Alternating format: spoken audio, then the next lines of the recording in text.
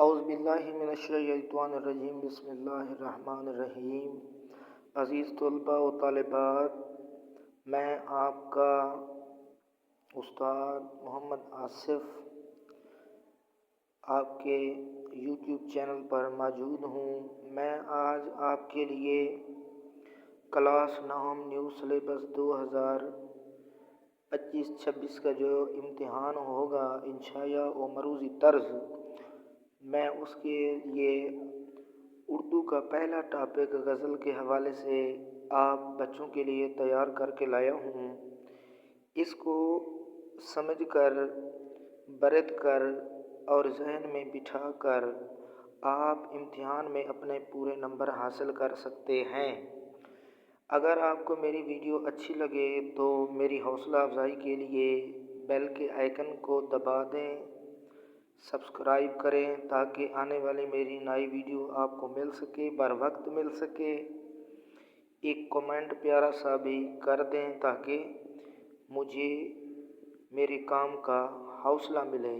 عزیز طلباء و طالبات، یوٹیوب پر جو بھی استاد محترم، جو بھی میڈم صاحبہ آپ کے لیے 9th اردو کے حوالے سے کاوشیں اور کوششیں کر رہے ہیں، جہاں سے آپ کو اچھا مواد ملے وہ آپ لازماً اویل کریں۔ تو جی باقاعدہ ہم بسم اللہ سے آغاز کرتے ہیں۔ ہماری جو غزل کا پہلا شعر ہے وہ ہے: فقیرانہ آئے صدا کر چلے، میاں خوش رہو ہم دعا کر چلے۔ تو سب سے پہلے ہم اس کے مشکل معنی لکھیں گے۔ میر تقی میر اس غزل کے شاعر ہیں۔ یہ غزل 1723 میں لکھی گئی اور 1810 میں یہ غزل کے جو شاعر ہیں میر تقی میر، وہ 1723 میں پیدا ہوئے اور 1810 میں وہ فوت ہو گئے۔ تو شعر کو پڑھنے کا طریقہ یہ ہوتا ہے عزیز طلباء و طالبات کی اس کا پہلا مصرع 2 بار ریپیٹ کیا جاتا ہے اور سیکنڈ مصرع 1 بار۔ جس طرح میں نے ابھی پڑھا کہ فقیرانہ آئے صدا کر چلے، فقیرانہ آئے صدا کر چلے، میاں خوش رہو ہم دعا کر چلے۔ اس کی حل لغت کرتے ہیں عزیز طلباء طالبات، یعنی جو مشکل لفظ ہیں ان کے میننگ دیکھ لیتے ہیں تھوڑے سے۔ فقیرانہ اس سے مراد ہوتا ہے فقیروں کی طرح، اللہ والوں کی طرح یا درویش صفت لوگ۔ آپ لکھ سکتے ہیں درویش لوگ۔ اس کا دوسرا لفظ ہے صدا کرنا، آواز لگانا، آواز دینا، جس طرح ریڑھی بان گلیوں کے اندر چیزوں کو بیچنے کے لیے آواز لگاتا ہے، بالکل ویسے۔ اور تیسرا لفظ ہے دعا کر چلے، یعنی دعا کر کے فوت ہو گئے، اس دنیا سے رخصت ہو گئے، دوسرے جہان کو چلے گئے۔ اب عزیز طلباء اس شعر میں دراصل شاعر کہہ کیا رہا ہے، اس کو ہم کہتے ہیں مفہوم۔ یعنی یہ لفظ جو ہے نا، یہ مفہوم، اس کا میننگ یہ ہے کہ آپ اس پورے شعر کا جو تھیم ہے، جو خیال ہے، اس کو عام فہم یعنی کہ ایسے انداز سے سمجھائیں کہ کوئی بات مشکل نہ رہ جائے، ٹیچر کو سمجھ آ جائے کہ بچہ جو لکھ رہا ہے وہ ٹھیک لکھ رہا ہے۔ ویسے بھی تعلیم ایک ایسا کام ہے کہ مشکل کو آسان کرنا ہوتا ہے، نہ جاننے سے جانے کی طرف گامزن ہونے کو تعلیم کا جو ہے نا مقصد کہا گیا ہے۔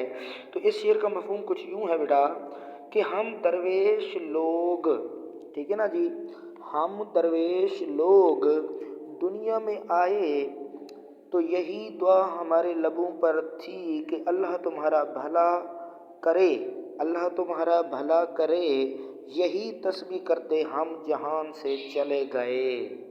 یہ اب آپ کا بن جائے گا مفہوم۔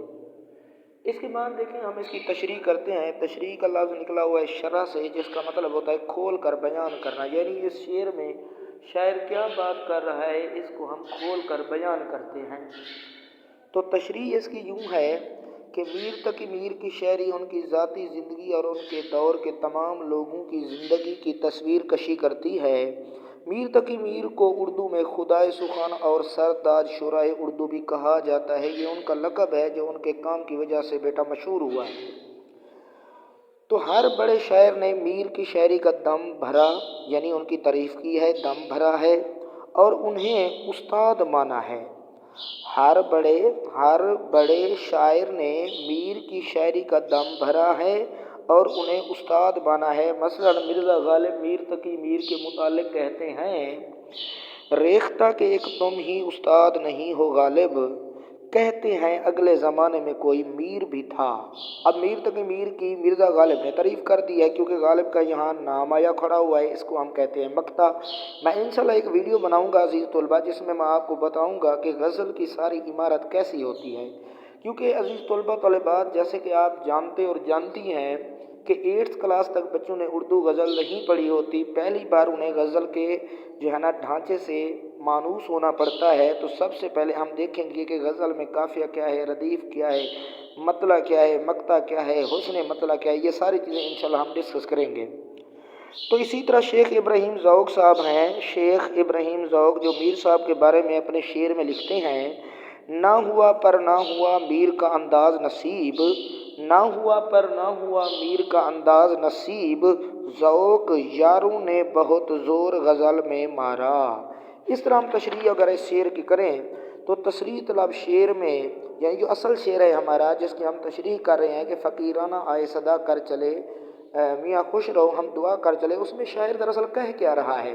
سب سے پہلے ہم نے یہ دیکھا کہ شاعر کے بارے میں مرزا غالب نے کیا فرمایا اور شیخ ابراہیم ذوق نے کیا فرمایا، ان کی رائے ہم نے دی ہے۔ ہم جو کہہ رہے ہیں کہ میر صاحب سرتاج شعرائے اردو ہیں، تو ہمیں ثابت کرنے کے لیے کچھ درکار بھی ہے۔ جس طرح ہم سالن بناتے ہیں تو ہانڈی میں جسٹ وہ گوشت بھی عزیز طلبہ و طالبات کیوں نہ پکائیں، اس میں باقی اشیاء ڈالنی پڑتی ہیں، جیسے لہسن ہو گیا، جیسے ادرک ہو گئی، ہاں جی، اچھے لیموں، اچھا دھنیا، دھنیا کا پاؤڈر، ہلدی، یہ کیوں ڈالتے ہیں؟ تاکہ ہمارا سالن اچھا سے اچھا اور لذیذ ڈیلیشیس ڈش بنے ہماری۔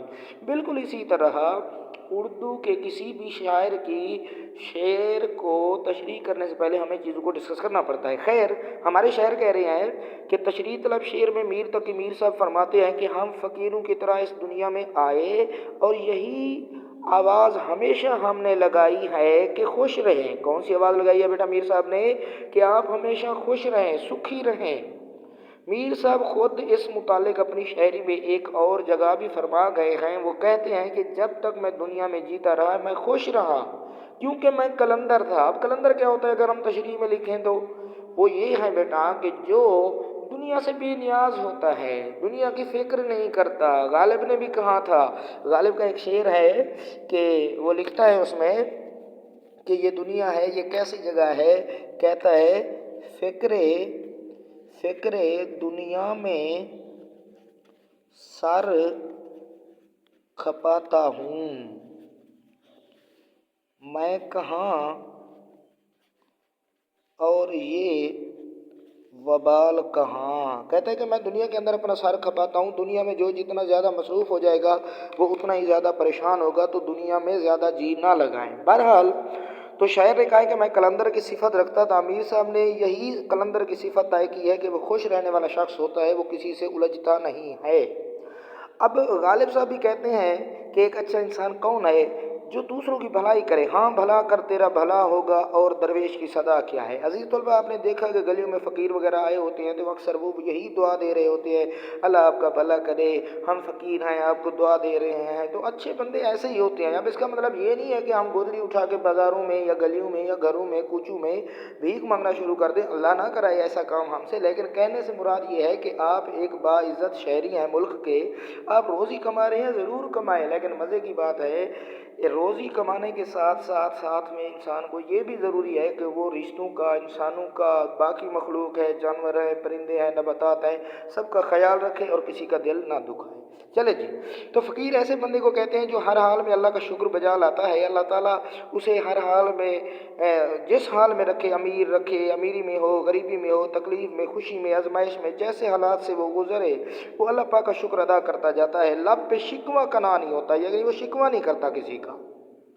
تو پھر کہتی ہے میر صاحب اس شعر میں ہمیں یہ بھی تلقین کرتے ہیں کہ انسان کو اس دنیا میں دل نہیں لگانا چاہیے، زندگی ضرور گزارے مگر اتنا مگن مصروف نہ ہو جائیں کہ چھوٹی چھوٹی خواہشات ہمیں اللہ سے اور فکر آخرت سے دور لے جائے اور ہم لوگوں کے دل دکھانا شروع کر دے۔ ایسا نہیں کرنا بیٹا، اگر ایسا ہو تو انسان گھاٹے کے سودے کا طلبگار ہے۔ اکبر الہ آبادی صاحب کہتے ہیں، دنیا میں ہوں دنیا کا طلبگار نہیں ہوں، دنیا میں ہوں دنیا کا طلبگار نہیں ہوں، بازار سے گزرا ہوں خریدار نہیں ہوں۔ یا پھر ایک اور شعر میں شاعر نے یوں کہا ہے، موت سے کس کو راستگاری ہے، یعنی موت سے کون بچ سکا ہے؟ کوئی ایسا راستہ آج تک بندے نے نکالا ہے جہاں وہ موت سے بچ کر زندہ رہ گیا ہو؟ ایسا کوئی راستہ نہیں ہے بھائی۔ موت سے کس کو راستگاری ہے، آج وہ تو کل ہماری باری ہے۔ اس لیے ہمیں ہر صورت اس زندگی میں انسانیت کے تقدس کو بحال رکھنا چاہیے اور صرف انسانیت نوازی کرنی چاہیے۔ والسلام بیٹا۔